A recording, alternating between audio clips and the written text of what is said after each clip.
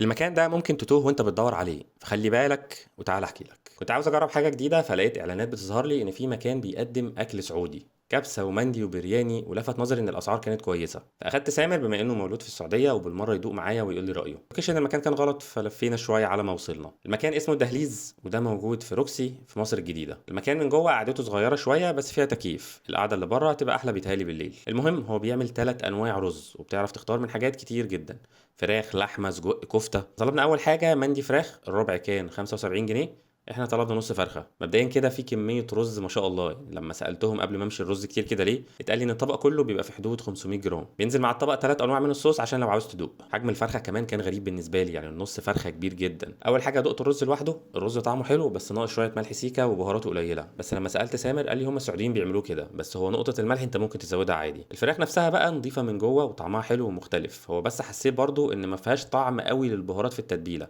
لكن كفراخ وحجم ولحم فكان طعمها لذيذ. الورك كمان بالذات كان طري عن الصدر، وده عشان حجم الفراخ. تاني طبق طلبته كان كبسه لحمه، بس الطبق ده خلاني افهم شويه انهم هنا بيتكلموا عن نوع الرز مش نوع الاكل. يعني كان نوع رز كبسه وهو شبه الرز الابيض بتاعنا شويه في الطعم، لكن حبايه طويله. ونقطه البهارات القليله دي كانت كومنت معرفش برضه. اللحمه نفسها 4 حتت تقريبا، وكلهم حتت لحمه حمراء ما فيهاش دهن يذكر تقريبا، ودي حاجه كانت حلوه، بس ما حسيتش بكبسه، حسيتها لحمه محمره بملح مثلا. طعمها كان حلو ما اقدرش انكر.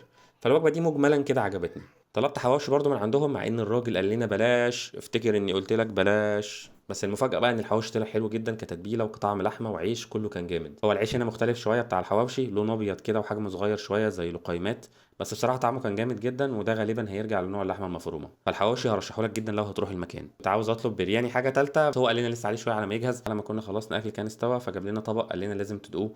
هو ميكس كده 3 انواع رز تقريبا، والوانه حلوة كده بتفتح النفس، بس حسيته بيبقى حراق سنه بسيطه. فده بقى كان فيه توابل، وده اكتر نوع رز عجبني فيهم التلاته. في صوصين كده هناك هم جامدين بصراحه، الصوص تبعهم كده شبه الليمون المعصفر، حطوا على اي رز هيحلي طعمه. وصوص الدقوس وده زي شطه كده هريسه، كان طعمها حلو برضو. الصوصات دي بتظبط شويه موضوع البهارات اللي ناقصه في الرز. حابب اقول الاول قبل ما الخص التجربه ان دي اول مره ادوق اكل سعودي، فاعذروني في النقطه دي. لكن سامر عجبه الاكل جدا وبيقول لي هو شبه هناك بالظبط. فعاوز اعرف راي اخواتنا السعوديين برضو، هل سامر صح؟ هل سامر بيهبد اصلا؟ انا بقى حاسس انه مكان كويس بيقدم حاجه مختلفه، بس حاسس اللعب كله في نوع الرز. كميات حلوه جدا بالنسبه للاسعار، وكواليتي اللحمه حلو جدا، والناس اللي هناك مضيافه بجد بطريقه محترمه جدا. ده كان ملخص سريع للي هناك. فلو حابب، هم مكانهم في روكسي جنب ارابياتا، وبيوصلوا الاماكن كتير جدا، فهسيب لكم لينك المكان. انا بس حبيت اطلع من المحلات اللي شبه بعضها دي.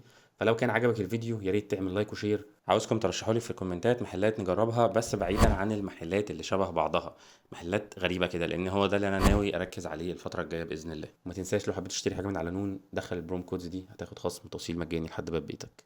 شكرا جدا ليكم. سلام.